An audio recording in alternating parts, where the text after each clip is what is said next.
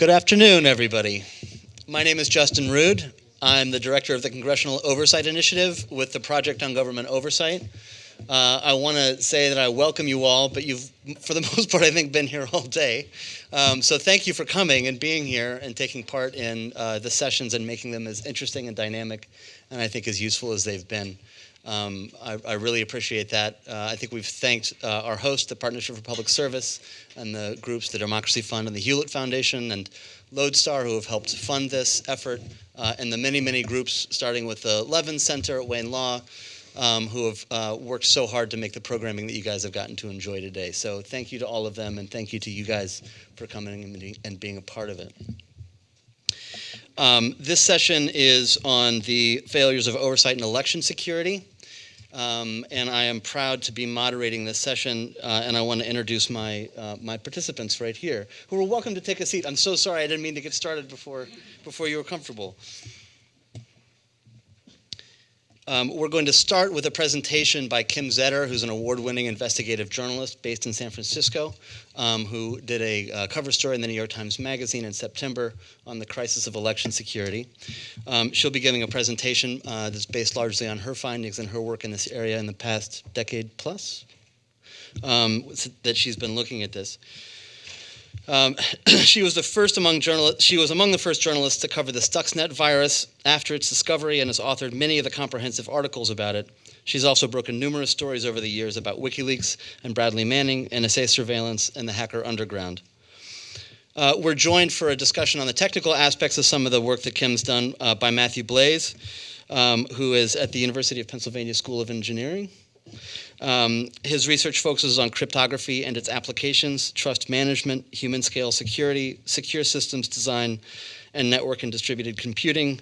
Those are a bunch of fancy technical terms. My favorite thing about Matt is I think that he has a PhD in common sense, and I really enjoy the way that he brings that alive in the discussions, both online and in person.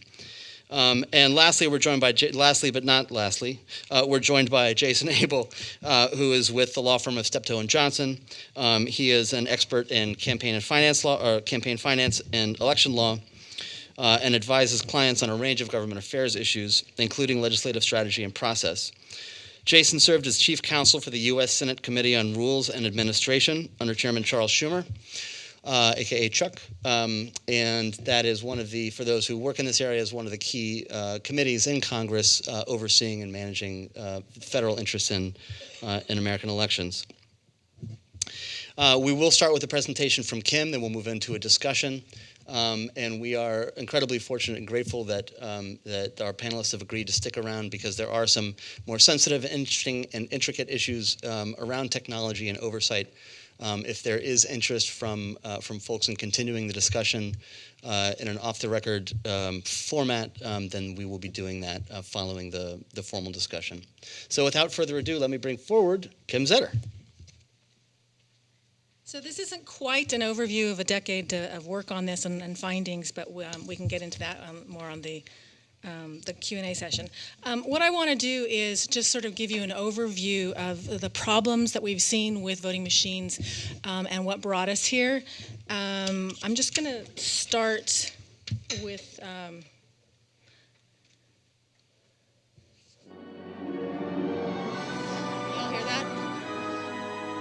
Can you turn up the volume a little?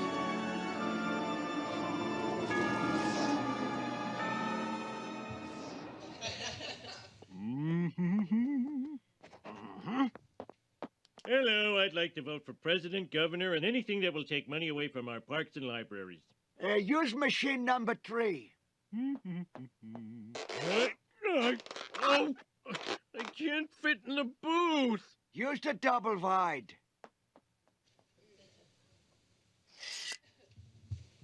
Ooh, one of those electronic voting dealies. 1 vote for McCain. Thank you. No, I want to vote for Obama. 2 votes for McCain. Come on, it's time for a change. 3 votes for McCain. No, no, no! 6 votes for President McCain. Hey, I only meant one of those votes for McCain. This machine is rigged. Must tell President McCain. This doesn't happen in America. Maybe Ohio, but not in America.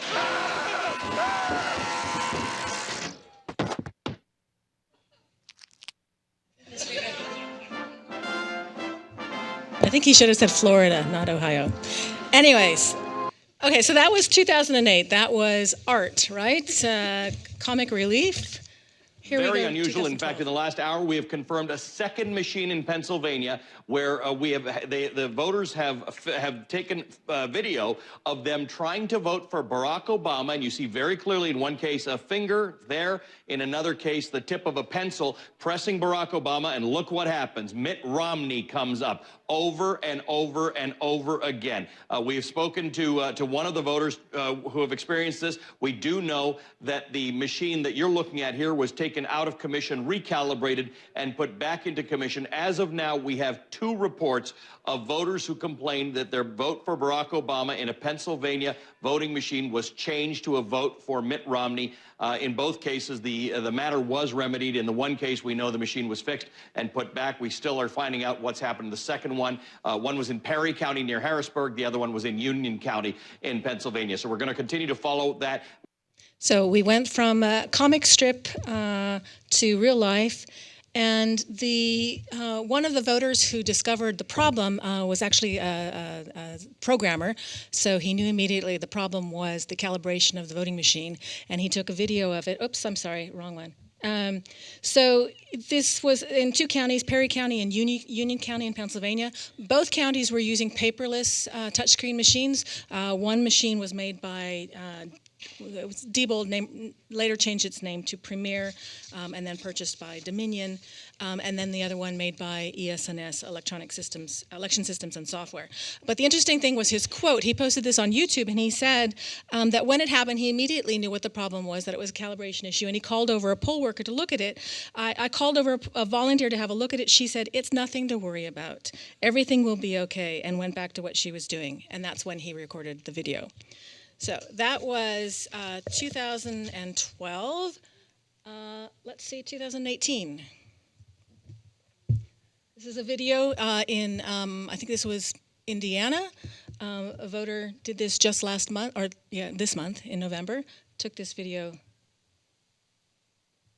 So these are all calibration issues, and there are known issues with voting machines, touchscreen machines. They happen if the machines haven't been calibrated frequently. If they don't get calibrated before each election, they can get out of calibration if a lot of voters are touching them. They're old machines, they're decade-old machines. They can also get out of calibration from the jostling of simply delivering them to the voting place. So that happens in every election. But let's look at well, this also. So this was now in Texas this year. You all heard about this. This wasn't a calibration issue. So this was an issue where voters were voting straight party ticket in Texas, and they were saying that the machine was switching their vote in the U.S. Senate race from Beto O'Rourke to Cruz. And sorry, this keeps jumping ahead. The Secretary of State's office, this was a voter who took a picture showing when she looked at the review screen at the end that it had actually switched her vote there. So she's voting straight party Democratic, and then it switches the U.S. Senate vote to Republican. The Secretary of State's office put out a statement blaming the voters for this. They said that what is happening was it's a straight party ticket, and it was a lengthy ticket.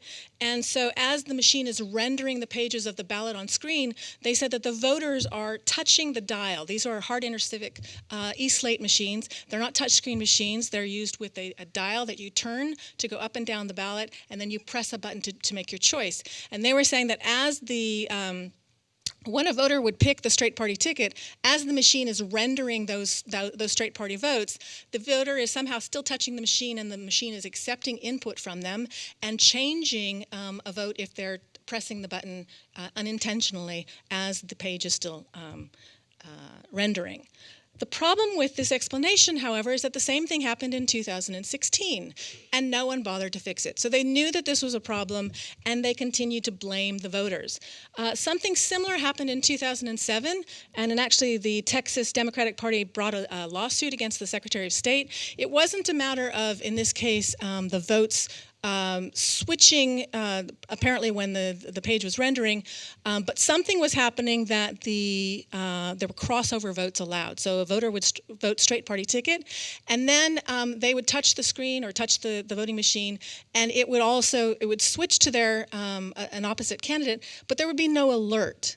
So the way to fix this machine would have been for Hart-Inter Civic or the Secretary of State's office or the county election officials to go to Hart-Inter Civic and say, we need this redesigned, we need a patch, we need a new feature added that would prevent voter input from occurring when the page is still rendering on the screen, or any time that a voter is voting straight party and suddenly a vote switches to another party, a candidate in another party, there should be an alert on screen telling them, you're now switching out of straight party. Is this what you want to do? And having positive affirmation of that.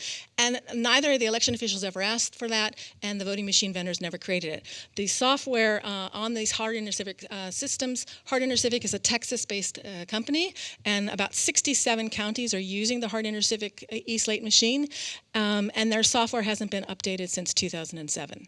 So not only have they not added new features that would address things like this, they also haven't fixed patches and security problems with those machines.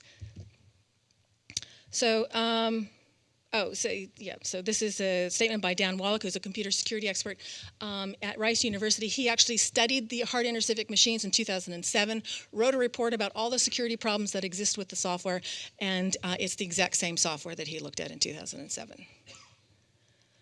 So, my job today is to convince you that the Russians are not the problem. They are a problem, certainly, but they are not the problem. They are not why we have a problem with elections. They did not create the security issues that we have. A lot of oversight problems created the issues that we have. There are about 350,000 voting machines used across the U.S. now. They are primarily two types of voting machines. The direct recording electronic machines, these are fully digital. So the ballot is digital, and then the votes when they're recorded are digital.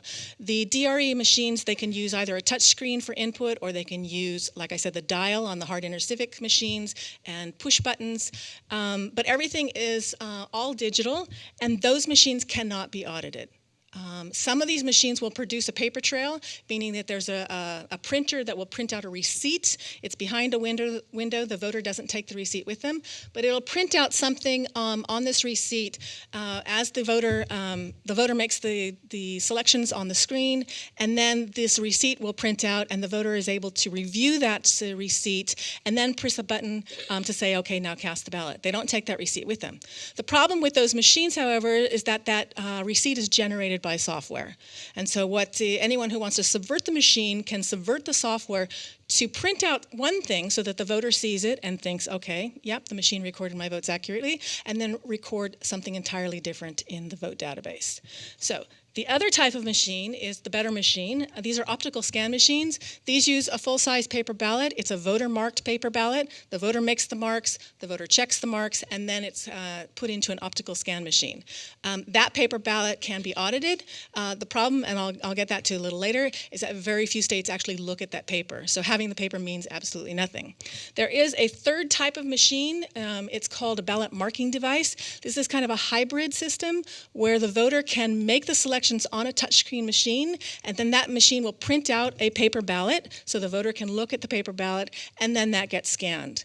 And then you have that paper ballot as a backup trail. There's a problem, however, is that some of these machines use a barcode. So they will print a summary of your votes on the paper record that it prints out, and then it'll have a barcode. And so the voter sees the human readable data on the ballot, but the machine only looks at that barcode. And you can subvert the software to print something else so that the voter sees what's on the ballot and have it produce something else on that barcode that the machine is reading. So again, if you don't look at the paper ballot, if you don't look at what the voter can see, there's no auditability there. So how did we get here? So you all remember Bush v. Gore in 2000 in Florida. Everyone was focusing on dangly chads and hanging chads and pregnant chads. So that's what got us the machines that we have today. Congress passed the Help America Vote Act to get those machines. But there was something else that happened during that Florida election that very few people paid attention to. The problem wasn't just dangling chads and hanging chads. There was another issue. Florida goes for Al Gore. Now, folks, the equation changes. CBS News estimates when all the votes are in and counted, the Sunshine State will have plenty of sunshine for Al Gore. That was 8 p.m. This is 10 p.m. Air is human. To really foul up requires a computer, and that's what's happened with Florida. Everybody that we know of had put Florida into the Gore column some time ago. Now we're pulling it back into the undecided column because some bad data came from certain precincts in Florida. Quite honestly, we now don't know what to make of Florida. So what happened was Volusia, a county, precinct 216, it was in the town of DeLand, a community center. And what happened was that when the memory card from the voting machine was put into the tabulator, it started counting votes back for Gore. 16,000 votes back for Gore. So Gore's total in that county was minus 16,000, but everyone was looking at the total for the entire county. They weren't looking at the precinct. So all people saw was that Gore's numbers were actually dropping overall in the county, and they didn't really see that there was a mathematically improbable number here in this county. So Al Gore got minus 16,000. George Bush got 2,183 votes, and this obscure Socialist Workers Party candidate James Harris got 9,833. Can you guys all see that? Is the text? Because I can't see it very well. The problem with that is that the precinct only had 585 registered voters. And of those, this says 412 cast ballots. That was the entire county. But actually that day at that precinct, many of them cast absentee ballots. At that precinct that day, only 200 cast ballots. So obviously there was a problem here. When they resolved the issue and they looked at they pulled the memory card from the voting machine itself, and this was what the total was for Al Gore. It was only had 192, and George Bush had 22, and James Harris 0. So the issue, they said, was a memory card. So what happened was these were actually optical scan machines made by Election Systems and Software, the largest voting machine company in the country. They're optical scan machines, so they have a paper backup, which is a good thing, right? At the end of the evening, these machines have a modem embedded in them. And what happens is that what the election officials, the poll workers do, is at the end of the election, they will shut down the machine and they'll turn on the modem, and then they'll transmit the ballot totals from the machine remotely to the election office. The modem didn't work that night, so they drove in the memory card into the election office. That's fine. They upload the memory card to the tabulator. That's fine. But sometime within that same hour, someone uploaded a second memory card, also apparently from precinct sorry, what was that number? 216. A second memory card that was designated to that same precinct. And after that second memory card was inserted in the tabulator, that's when the vote started going haywire. So, corrupt memory card. So, this is a guess that this is what happened. So this, the logs show that 2 memory cards were uploaded for this precinct. There should be only 1. And after the election, about 2 months later, an election official in Volusia County sends, sorry, I said that these were election systems and software systems. These were actually Diebold systems. They sent an email to Diebold employees. Actually, the company at that point, its name was Global Election Systems. It was a Canadian company. And asked them what this could have been. Like, what's the problem? They explained what was in the logs, that they had 2 memory cards. And this was just their guess, that it must have been a corrupt memory card, that somehow when you put that second memory card into the machine, there was data on the card or code on the card that was corrupted, and that's what caused Gore's votes to change.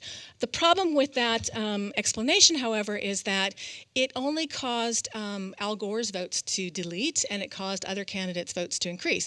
If you put a corrupt memory card into a system, system what you're expecting to happen, right? You're expecting to get a pop-up alert on your machine saying this card is corrupt, can't read it, or the machine locks up or something like that.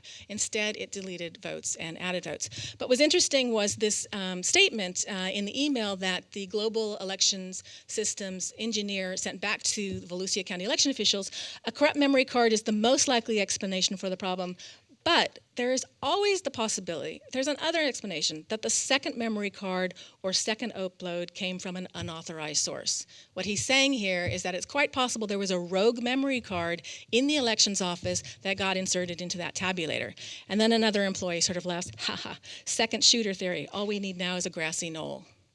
So we still don't know what happened there because no one has ever located that second memory card. We don't know if this was, let's say, a corrupt memory card that has some kind of strange influence on a computer that you wouldn't expect to have an influence on a computer, or if this was some other problem, like a rogue card that someone had tried to subvert the election. We'll never know. So that was 2000, and of course we all know what happened. Bush wins by 537 votes. Now, if you recall, Bush asked for hand recounts in 4 counties, including Volusia. Supreme Court intervened to stop them, but not before Volusia finished their recount. And because Volusia was using optical scan machines, they were actually able to do a hand recount. And so we know that the count in Volusia, we know what it was, and it resolved for actually what I told you in that precinct. After the recount, they did get valid numbers there. But we don't know what happened in other precincts. We don't know what happened in other counties because we don't have the recounts, and we'll never know, really. But there was an example there of a mess-up in at least one precinct, and where there's a mess-up in one precinct, there's a possibility that you could have mess-ups in other precincts. Particularly because 5 months earlier, if you look at the Diebold emails that had been leaked by, we don't know who it was, a whistleblower inside the company, they were actually having problems with memory cards in California and in other states. So there may have been other corrupt memory cards. So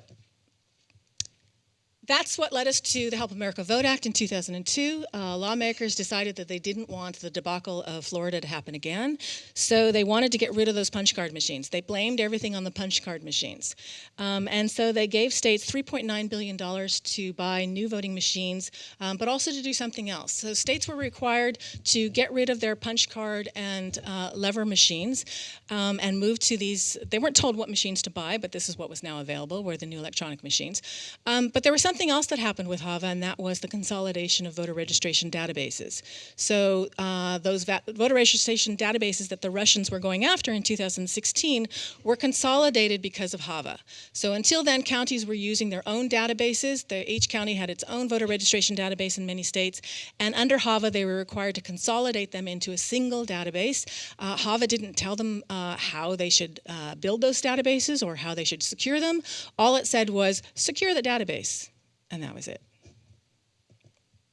So, in 2002, after HAVA was passed, there were 4 primary voting machine companies in the country: Election Systems and Software, also known as ES&S. There was Diebold Election Systems. So Diebold Election Systems didn't make the voting machines that have the Diebold name on them. They were made by a Canadian company called Global Election Systems. They were in the election business.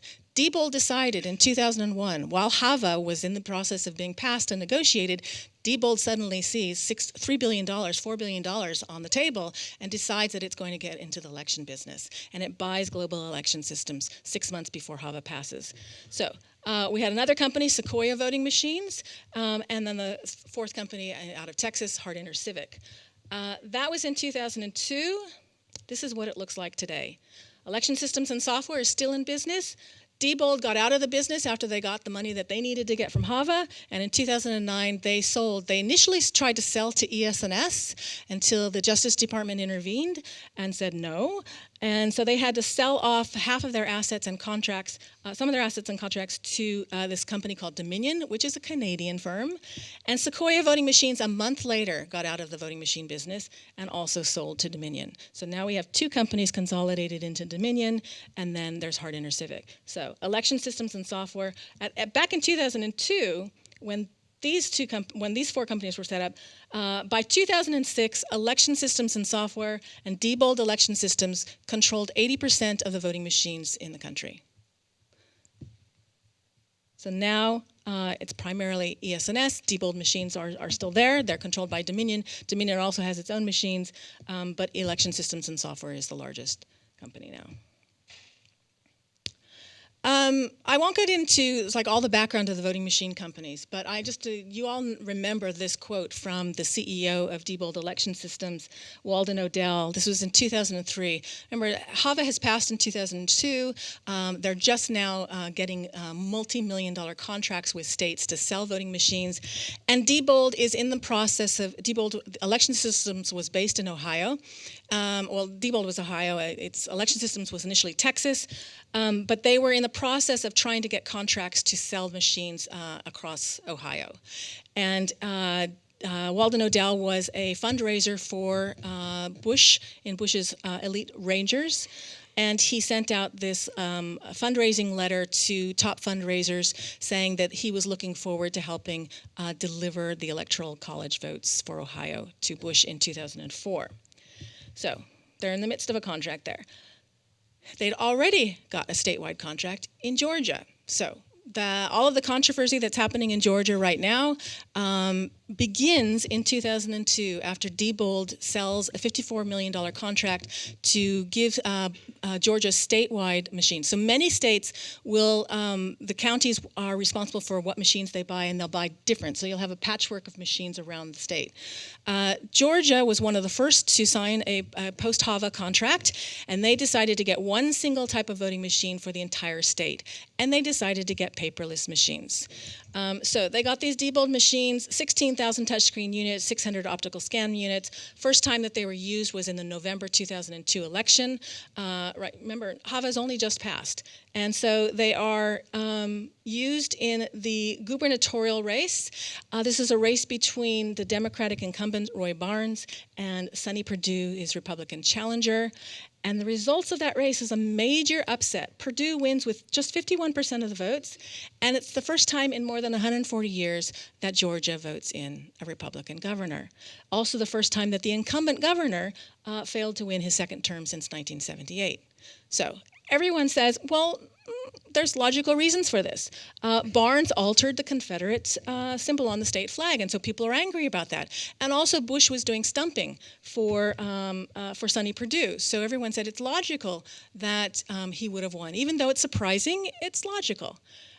But something else came up. Several months after the election, there was a whistleblower who was a contractor for Diebold in one of its warehouses in Georgia, and he came forward and he said those 16,000 touchscreen machines that were in the warehouse that they were preparing for that election were having a lot of problems. About a third of them were crashing and having multiple problems. The problems kept on changing. And so Diebold gave the workers at the warehouse patches. They gave them 3 patches to install on those voting machines. And the workers did. And they told the workers, don't tell Georgia state officials that you're installing these patches.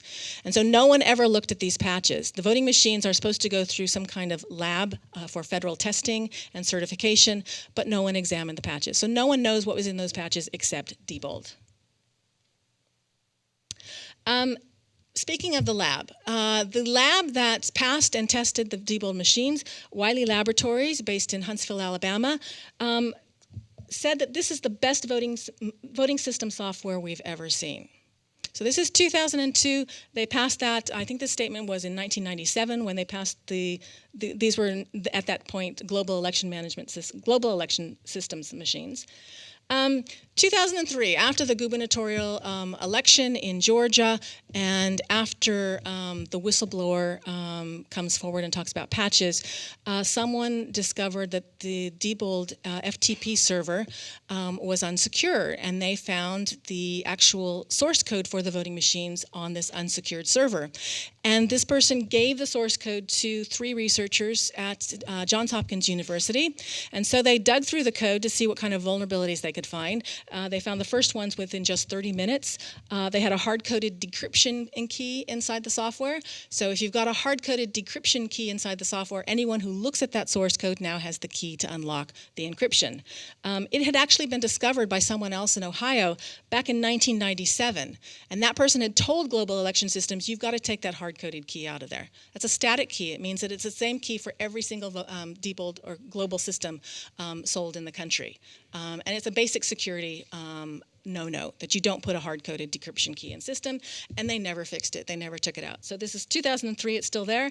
They found other flaws that allowed voters to cast multiple ballots on the machine. They found that the vote database was not secure, so that anyone can go in using what's called a Microsoft Access program, if you're familiar with it, could go in and alter the votes in the database. They found that no cryptography was used in places where it was needed, and where they did use the cryptography, it was used incorrectly and unsecurely. We found a system that was so vulnerable in itself that you didn't need to put malicious code into it to rig an election. We were looking at code that would not get a C- grade in an undergraduate computer programming course. Those were the Johns Hopkins researchers. There was another group that looked at the same code, Raba Technologies. They were actually commissioned to look at it by state election officials in one state. These were former NSA employees. They looked at the code. They said it was as bad as the Johns Hopkins researchers said. We could have done anything we wanted to. We could change the ballots before the election or change the votes during the election. These are the same machines still being used in Georgia, statewide. Election officials, right? This is pretty damning information, right? Johns Hopkins comes out with a report. Robert Technologies comes out with a report. There was actually a report commissioned by Maryland itself. And Maryland's report said the exact same things, that there were problems with these machines. But here's the statement from the head of Maryland's Board of Elections. The Diebold system passed the one certification process that matters the most, an election. The system performed flawlessly and earned the trust of Maryland's election officials and voters. It doesn't matter what anyone else says. The voters like the machines. So there were more reports. California did a report, not just of Diebold machines. They looked at all of the machines that were being used in California. Ohio did another review, the 2007 Everest report, 2005 Princeton University researchers hacked Diebold machines. Multiple reports looking at these systems, commissioned by states, election officials to look at these systems. All of the machines had security problems. Many of them haven't been fixed. So we start seeing now problems cropping up in elections with votes flipping in elections, or systems dropping ballots or not recording votes accurately. This is just a couple of examples that I put in here. So that was 2002 in North Carolina, where a system, a glitch in the software causes the machine to miss 5,500 votes in a state representative race, resulting in the wrong winner.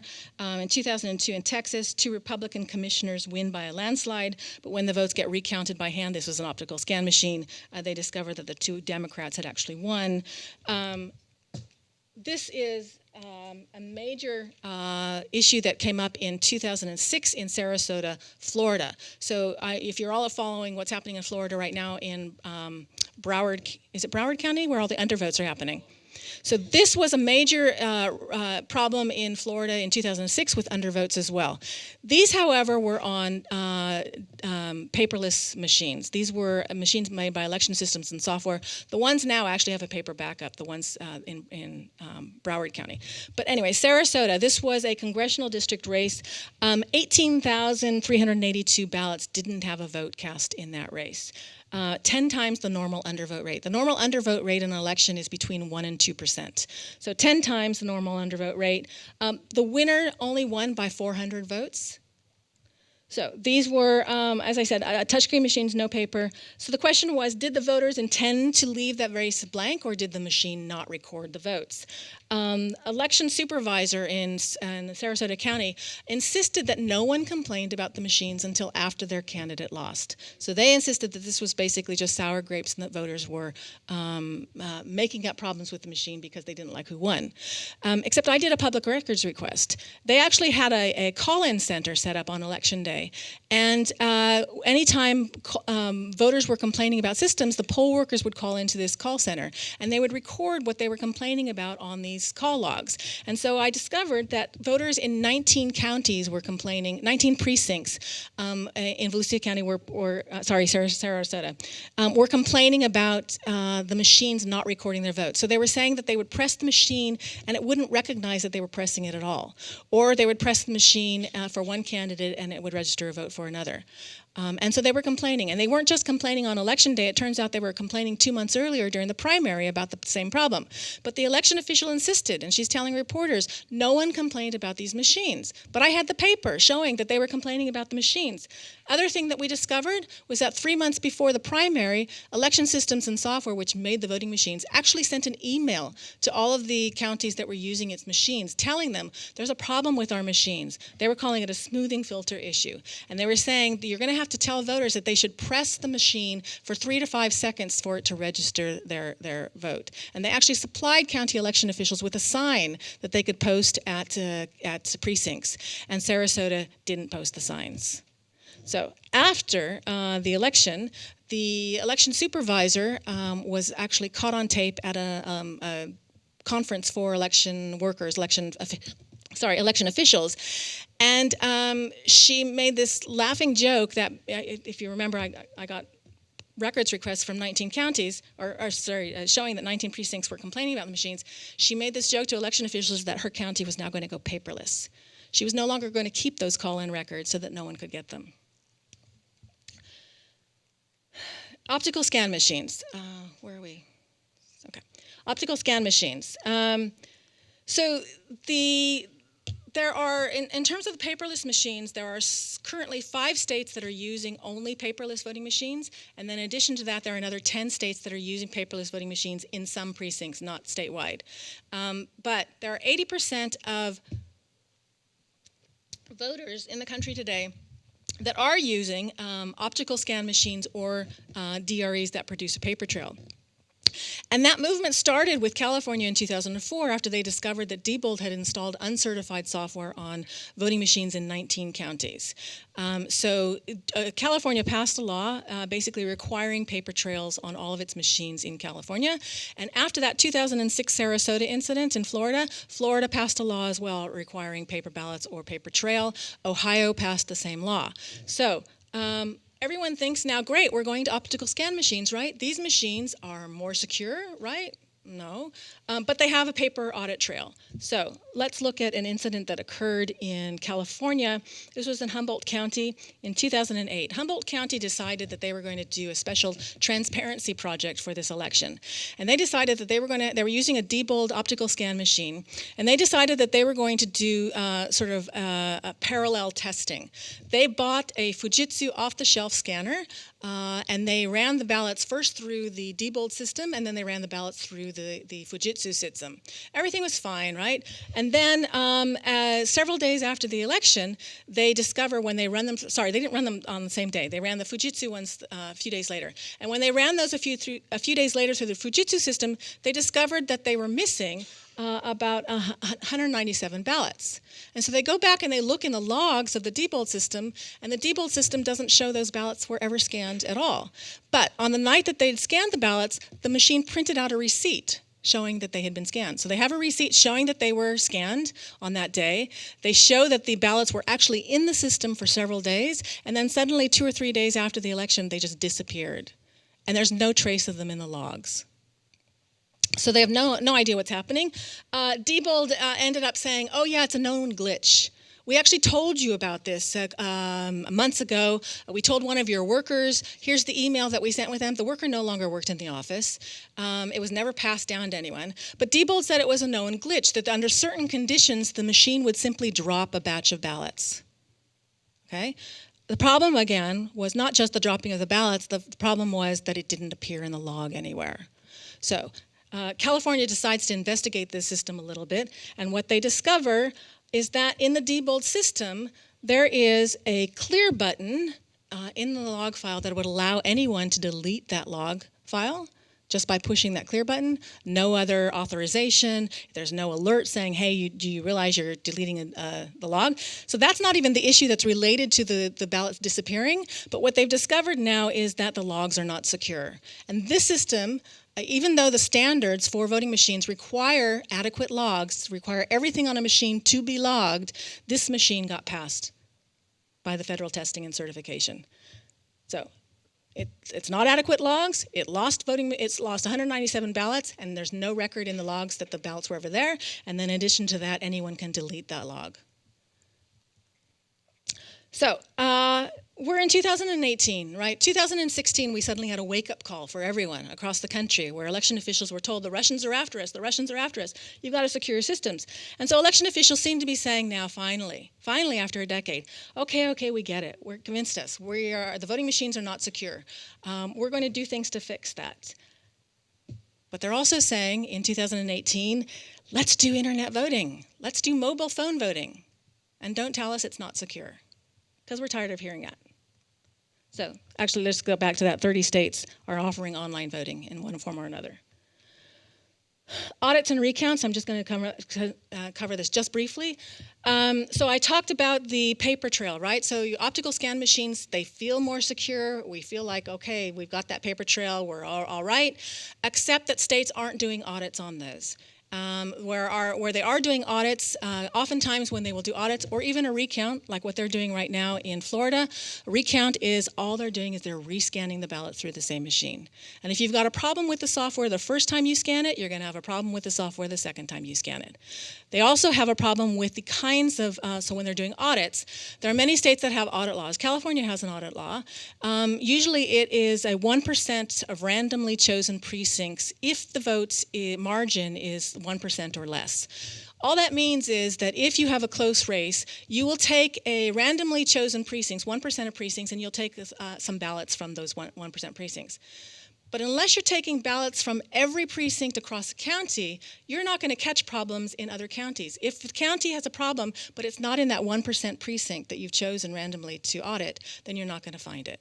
So what we have here, though, is even worse. In 2016, right, if you remember, there was Jill Stein sought to get recounts in the 3 swing states, Michigan, Pennsylvania, Wisconsin. Michigan and Pennsylvania blocked it, courts. Wisconsin completed, but only 1 county recounted by hand. The rest were done by machine. So we have a problem in this country that no one wants to deal with recounts. Everyone wants to move on after election, and no one really wants to get to the bottom of issues. So again, if you've got the paper but you're not looking at it, it's meaningless. Only Colorado and New Mexico now conduct audits that are robust enough to detect a cyber attack.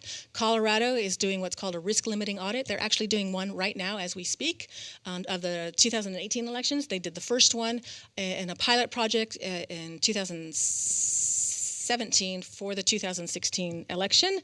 It's a statistically significant audit, and Matt can talk about that a little more. But the rest of the country is using audits that aren't designed to actually catch problems with the software. So just to recap, Russia isn't the problem. The problem is that machines aren't designed securely, either to operate securely or to be forensically examined. If the problem does crop up, we can get into the issue about proprietary software. Federal standards testing fail to catch poorly secured and designed systems. Election officials, political parties, voting machine vendors prevent post-election analysis. So even if you do discover a problem in an audit, you can't actually look at the software. But you can recover. That's what the paper is good for. You can detect that something went wrong, and you've got the recovery of the paper that you can actually count. Lack of audits means that there's no way to catch problems, and now we've got the push for internet voting brings us back to square one, where we were from the very beginning. That's it. Thank you.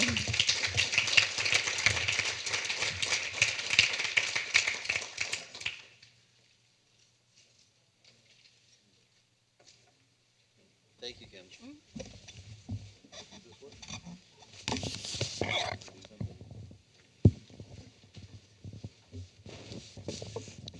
This is all right. Thank you.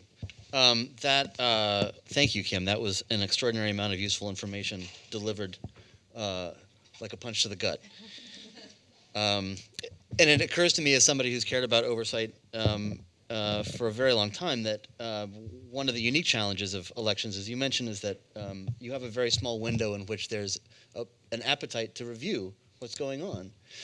The appetite to go back to an election that was a year old, much less 10 years old, and go back and examine what happened to the extent you could find records.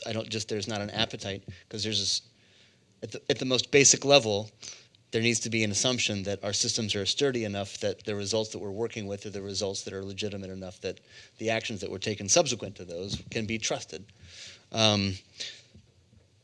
Jason, I want to start with you. Given your background and your expertise, what of the issues that Kim was talking about, what were the ones that concern you the most?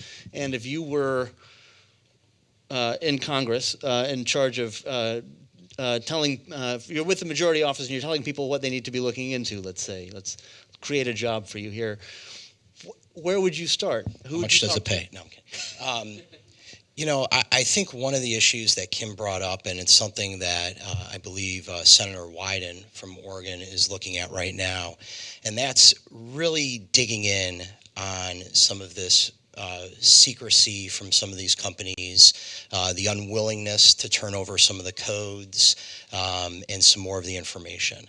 I think as Kim, I think really strongly presented, there's a lot that we don't know about how these systems work, and they play such a central part of our democracy. And, Justin, I think you're right. I think that the attention span is already, well, what's the next big issue on the horizon rather than looking back. But we say that, and every 2 years, every 4 years, we're back to the same place.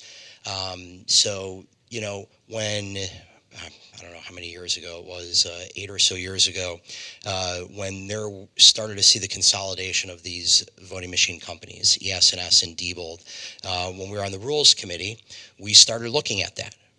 That was an issue that concerned us. The Justice Department jumped in very quickly, as Kim said. But you look at these systems and you look at the companies, and you would say, well, everything else is so essential to our democracy. It has to be forthcoming, has to be open and transparent. I think that's where you might see folks starting. I think that there's a lot of issues on the election, and Russia is at the top of that list, I think, but this should be very close behind. Stop using this microphone. Yes, that's fine. You hold on. You're going to need that one. Hold on. We won't be talking at the same time. And I wanted to then turn and ask Matt. The issue of audits had come up in Kim's presentation, and this and a risk limiting audit, which, and I want to get a good definition that we're working with here. That's kind of a second check.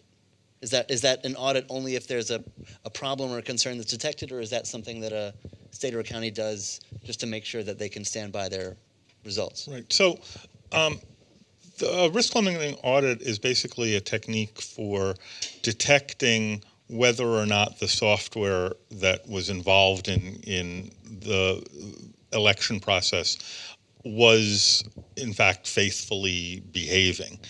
So essentially you take a statistically meaningful sample of precincts and do a human manual recount of those precincts and make sure that they match the results that were given by machine. If they do match, and you've done this in a rigorous way that there are techniques that kind of tell you how to do this, you can in fact hand count a small number of votes and get a very high level of confidence that the rest of the system was behaving properly.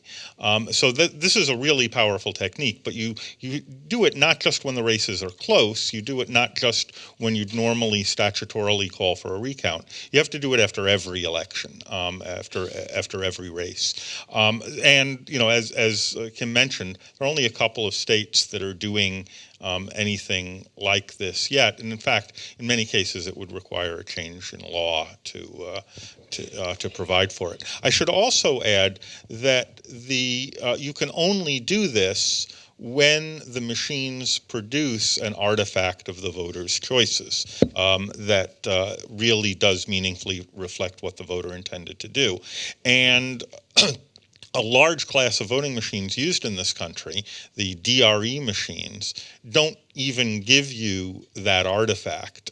So it doesn't even give you the opportunity to do this. You can only do this if the technology starts out with this capability. So even if there are a number, you're saying, of states, counties, and precincts that even if this was something that they had the political will to do, they don't have the technical capacity based on the with the machines that they're using today. So I have audited voting machines in two of the activities that Kim talked about. In 2007, the California top to bottom review, and then the Ohio Project Everest. So I looked at the ES&S system and the Sequoia system. Other teams looked at the Diebold and the HART systems. And every team came to the same conclusion, slightly different details, but pretty much the same bottom line, which is, wow, these machines, the software, the hardware, is not just bad, but worse than you could possibly imagine. And, we kind of, I think in the case of my group, our limitation in describing all the vulnerabilities is that we just ran out of time to write them all down. And now, so the voting machine vendors have been doing a particularly bad job of building secure, reliable systems, but I don't want to be too hard on them because fundamentally they're doing a bad job at something that computer science ultimately doesn't know how to do, which is build fully reliable software that works well under hostile conditions. For the same reason we see data breaches literally every week, building secure software is just hard. So one of the reasons just about every expert who's looked at this from the technology side comes to the same conclusion, which is that we need to build systems that don't depend on the reliability of the software, where we can detect and recover from problems by doing things like risk-limiting audits. So, Matt, I want to put my stupid head on for a second and ask you a very basic question. My familiarity with a company, Diebold, as a for instance, mostly comes from ATMs, and those take all sorts of abuse. I've been using ATMs since, I think I'm old enough to say, since they were introduced. I've had a problem. In fact, I've done all of my banking for the last 30-some years of my life using ATMs. I think I've had a problem with those machines once, and it was because the machine was poorly replaced into its housing after it had been worked with, and so when it spit out the cash, it went directly into the box. Called the bank, they fixed it, moved on. Why can we develop dependable, and there you've got actual money at stake, both for the account holder and the bank. Why are they able to do technology like that in a system that takes abuse from the public on a daily basis, that works and is so dependable, and yet we can't do it in voting? Well, first of all, that's not a stupid question. You're going to need a stupider hat than that if you want to ask a stupid one. It's actually a really fundamental question, and you actually answered it in the question, though. You said there's money involved. One of the problems with designing good, secure, robust elections is it is by far the hardest problem I have ever encountered in my career in computer security, because we have requirements that are fundamentally in conflict with each other. One of the requirements is that we want the system to be auditable. We want it to be secure. We want to get some assurance that our vote was counted correctly. We also have a requirement that no one can find out how we voted, and that in fact I can't even prove how I voted to a third party. That problem does not exist in financial transactions. Financial transactions have a ledger. If you have a dispute about it, if the wrong amount was deducted from your account, there is a way to reverse it by proving what you intended to do. And in fact, one of the things banks get paid to do is assume liability for those sorts of risks. So in fact, designing a secure ATM machine is miles easier or kilometers easier than designing a secure election system. Do we have any questions from the floor? Yes, Robert. I'm sorry, Jake is going to come with the microphone, and if you can identify to yourselves to the few people here who don't yet know you. I'm Bob Ackerman with the Levin Center at Wayne Law. So, Kim, all of the examples you gave us of flaws in which you indicated a partisan result, that result favored the Republican Party. Please assure us that this is not a vast right-wing conspiracy, that these flaws could have just as easily, or other like flaws, could have just as easily favored the Democrats or some other party? Yeah, and they do, and there are examples out there. I was picking examples. I was trying to find interesting ones and ones that involved large numbers, ones that had a caveat to them or something like that. But there are just as many instances. Well, actually, there aren't as many incidences. There are instances out there that you can find in news reports where the Democrat was favored in a glitch that occurred instead of the Republican. Yeah, I mean, it can go either way. And also in the, it was interesting, in the Sarasota example that I gave, when voters were talking about having problems trying to register their vote, the Republican candidate's wife complained about the machine. She was trying to vote for her husband and couldn't get it to register. Very good. Yeah, let me just add one thing. Historically, particularly in the United States, we talk about the security of presidential elections, but a lot of the historic fraud and tampering and so on is about local races. This is about who gets elected mayor or city council or dog catcher or whatever. And so, looking at the scale of presidential partisan politics is the wrong lens for a lot of the things that we're actually talking about. I have one of my favorite stories about local politics and power, and I've been trying to find a way to work it into the conversation. I can't, so I'm just going to go ahead and tell it, abuse my authority. But my mother is from West Virginia. She's from rural southern West Virginia, very, very small towns, few hundred people in these hollers in between mountains. And there's one small town that, and this was 40 or 50 years ago, all of the political power, and of course everything, you have old boy networks and mayors for life and whatnot. But in this one small town, the political power rested in the janitor, the high school janitor. And it's hard to it sounds like it's hard to explain, but it's actually really easy. There was only one place in town that was big enough to hold people if you wanted to have a political rally or an organizing meeting or anything else, and it was the high school gymnasium. And she had the keys to the gymnasium. So if you wanted to use the gymnasium, she had to support you, and she was the kingmaker in this tiny town. And so I think, so here I'm going to try to tie it back. I mean, we talk about this, and here we go. Hold on, double backflip. It's like Willie Nelson finishing a concert.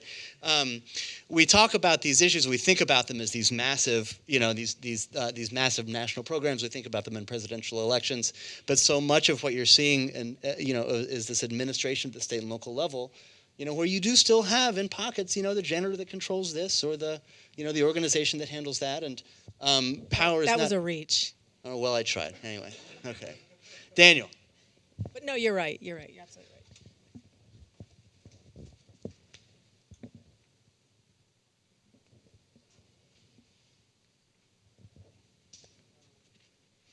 There, it's good. Hi, I'm Daniel. I'm from POGO, and I had a question about. So a lot of these come down to software issues, and was particularly striking how some of the software, once it was looked at for 30 minutes, you could find a major flaw. Some of the other flaws that you mentioned were particularly astounding. So that would suggest a pretty serious deficiency in the certification process for that software. That is not simply because it was from multiple companies, multiple locations. What's been done to correct the certification process if those certifiers can't find the flaws that Johns Hopkins researchers can? And then, in addition, relatedly, have there been movements, what is the status of movements to use potentially open source review of that software for reliability and for public trust? Sure. So you asked a bunch of things in there. So one question is, what went wrong with the certification process? And the short answer is the certifiers are asked to certify compliance rather than security. So if you look at the certification requirements, there are things like, what were the practices used in developing the software, rather than the ultimate question, which is, can we tamper with this system? So they were asked kind of the wrong question. The other problem is that in systems this complex, there are effectively an infinite number of bugs and an infinite number of vulnerabilities, and no process that is finite is going to find all of them. And so one of the reasons that the Johns Hopkins group and my group and so on were successful is we simply found the things that were left over after the other groups did. And if you did something after what we looked at, you'd find more that we missed. So that just kind of goes with the territory of this architecture. You mentioned open source. Hold on, because it sounds like you're letting the voting machine makers off the hook by saying this is really tough to do, and we shouldn't blame them because it's hard. But so the testing labs. Let's talk about those testing labs. So Wiley Laboratories. There have only been about 3 labs in the country that have ever been doing voting machine testing. Wiley Labs was the first one that was certified to do testing. They were chosen because they do defense testing. And the issue was, look, that quote from him, that this is the best voting machine we've ever seen. That might be true. Yeah. So I'm not going to let them off the hook in the way the Matt is. So there is the issue that they're only doing what the standards tell them to do, right? They're not doing anything more. And if the standards weren't asking for secure systems, the voting machine vendors certainly weren't building them. The standards are old. Every single voting machine that we have now on the market. So, okay, let's say you guys go back to the Hill and you say, we need to give counties more money. Let's throw another $4 billion at counties because these are decade-old machines and they're not secure machines. The problem is that every machine now that's been tested and certified has been tested to the 2007 standard, which didn't demand security for them. So you throw money at counties right now, you're just going to get back in the same situation you are right now with unsecure machines. That said, there is movement to revise the standards now. There are problems with that movement. It's political. The voting machine vendors have say in this. The election officials have say in this. And it's hard to just get good standards. Right. Yeah, I absolutely don't want to let the voting machine makers off the hook because they're terrible at this, but they're terrible at doing something that we really shouldn't be asking anyone to do. I have no doubt that you could build better versions of this, but we're really asking the question, if medicine is based on, getting leeches to reduce the amount of blood in people, we're dissatisfied with the quality of our leeches, let's get better ones, as opposed to designing something that's more robust and more principled. And in fact, we have alternatives today, right? On the market, there are things like optical scan paper systems coupled with risk-limiting audits that achieve the property that they are simpler to build and you can detect and recover from vulnerabilities. So I'd much rather see that $4 billion or whatever the number is go into replacing these systems with a fundamentally more robust architecture than I would in seeing them do a better version of this fundamentally flawed design with DRE machines. And the open source, you were going to answer. Yeah, so open source is great. I'm a terrific advocate for open source. Unfortunately, it doesn't correlate with security as well as we'd probably like it to. I'd love to see open source used more in election processes because for the purposes of openness and transparency, it will improve public confidence, but we shouldn't look at that as a panacea for security. There's also the other aspect of this. Every time people talk about open source software, all all they're thinking about is the front end open source part of it. They're looking at it, okay, well, if it's open source, that means it's not proprietary. There'll be a lot of eyes that can look at it and find problems. You still have the back end problem. You still have to ensure that that open source software that you looked at is actually the software that's installed on the machine and hasn't been altered once it was installed on the machine. Kathy.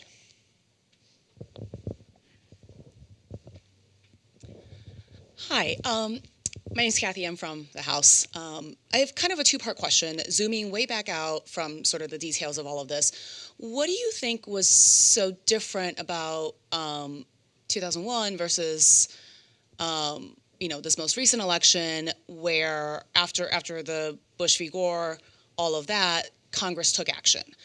Obviously, we've talked a lot about whether or not that action was well done or not, but Congress took action, and it doesn't seem like we're really moving towards that here. And sort of the second part of that is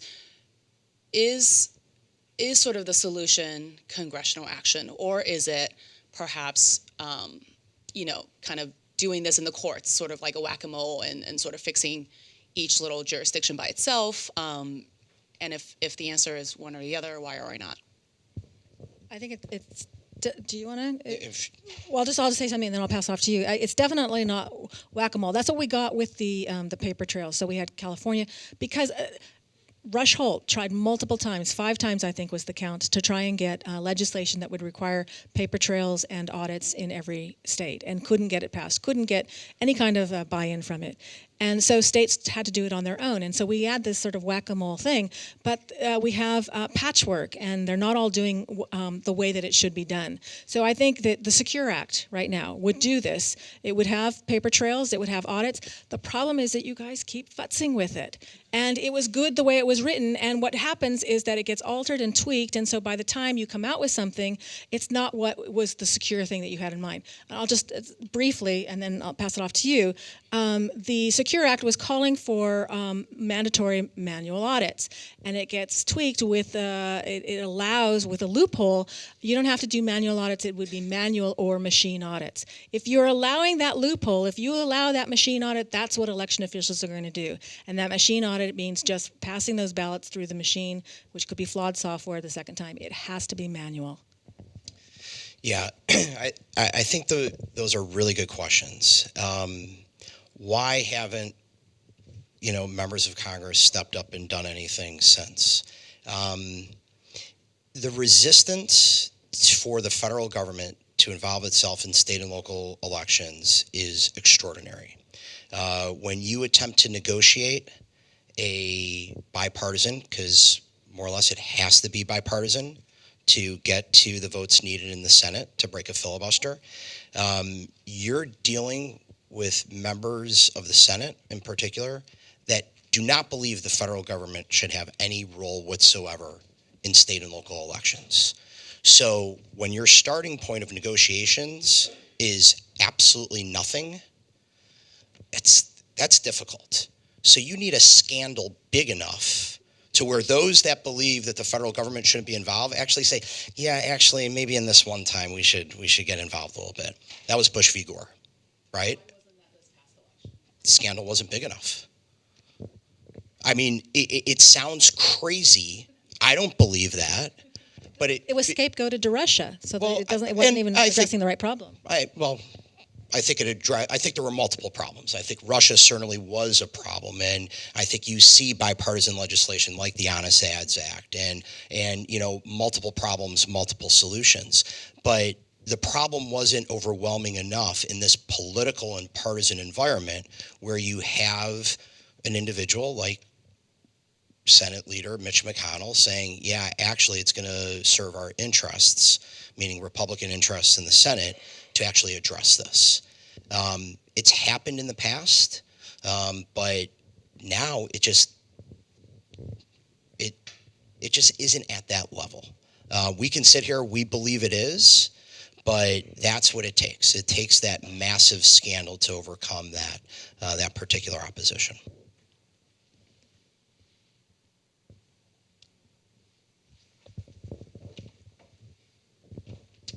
Hi, I'm Larry Norden from the Brennan Center.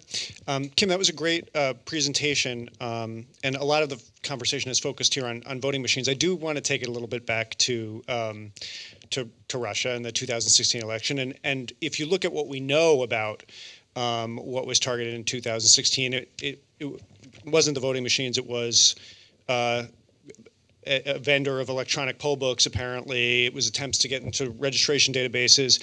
And a lot of the same problems that you were talking about, that all of you have talked about having private vendors who are running things who aren't very transparent, apply to those things as well. And when we talk about even looking at some of the problems that we saw last Tuesday during the election, a lot of them were, everything gets attributed to voting machine breakdowns, and I certainly think those are very serious, but a lot of them were e-poll books not working, right? And they were problems with registration databases, and there are no federal standards for any of those things. So I'm wondering if you folks could speak to how we address those issues, if the solutions are the same, different, and what we should maybe be focused on there, because I think the voting machine problem is a big problem that we have to deal with, but you laid out pretty well what some of the key solutions are, all of you have, and I'm wondering what you think about those other critical parts of the election infrastructure. Well, I'll start. So there are a couple of pieces here. One is that if you do think about a state actor, what a state actor wants to accomplish is very likely not necessarily picking the winner, but causing chaos. And if you want to cause chaos, there's probably no better bang for the buck than the back-end systems, particularly the voter registration databases. Have people show up at the polls and not be on the list or what have you. And there's significant evidence that the Russians had capabilities that they didn't even deploy and could have done far more than they did in 2016. There's no reason to believe that will change significantly going forward without something changing. Now, this is also a problem that doesn't have a great, easy answer the way voting machines do. Voting machines, it's easy. Optical scans plus risk limiting audits. We just have to do it and get the money to do it, but we know pretty much exactly what to do. Here we have 50 states, 3,000 different counties, somewhere between 5,000 and 10,000 different election administrations throughout the United States. Each one of them is operating online databases for their voting system backends, including registration of voters, ballot definition, counting ballots, provisioning voting machines, and those systems are exposed in 5,000 different ways. It is unreasonable to expect, a county voting system administrator to have cyber capabilities equal to that of a foreign intelligence service. Yet that is actually who they're up against in the worst case. So the answer is kind of unsexy and uninteresting, but really critical, which is that we have to give them more resources than they have to defend themselves. And it's hard to imagine how that can happen without a significant increase in money and some federal role to help guide them. Well, so there is the federal role in terms of DHS. So DHS's efforts have focused on those internet tracing systems like the voter registration databases. They're not focusing on the voting machines or the back-end management systems. So DHS can sort of detect attempts, phishing attempts, things like that. They can do voter education. But there's another issue that that needs to be addressed, and I think that you want to talk about provisional ballots. This comes up with the voter registration databases when something goes wrong with those databases. Counties should revert to the way that they used to do it, right? You had a paper printout of the voter roll, and people came in and you marked them off with a pencil or a pen, and you had them sign in. The problem with that is that we, in many states now, are using voting centers. And so a voting center isn't just a single precinct. It can be, let's say, one or two centers for an entire county, and it doesn't matter where you live in that county, you can vote at that center. So if you've got a voting center, it's not so easy to be printing out for, I don't know, 80,000 voters, a paper printout. So it becomes a little more difficult to revert back to that manual capability in the way that we could in the past. And the other issue, and I want you to talk about, well, I'm not going to direct him here, but the other issue is what happens when you got someone messing with the voter registration database. I mean, there are glitches with the databases already on their own. There are problems in syncing them with the DMV records and other things, and the information doesn't match up or data gets changed. But the problem is that if someone does go in and alter that voter registration database, and you've got now a database that you can't trust, if they haven't backed up the original or whatever. So what happens on the voter end now is that they will get a provisional ballot if they're told that they are not on the voting list. Yeah, and we see this happening now. I mean, we see this happening every election cycle since HAVA. Maybe not so much on the technological aspect, but I mean, to be frank, there are voter purges that attack the voter registration lists, and individuals show up at the polls and they're being told, oh, you haven't voted in the last 2 elections. We sent you a postcard. Oh, you moved. You're not on the rolls anymore. Or name mismatches, a variety of non-technological factors, but some, under the guise of, cleaning up the rolls, some malicious. What happens? These individuals go to the polls and they're given provisional ballots.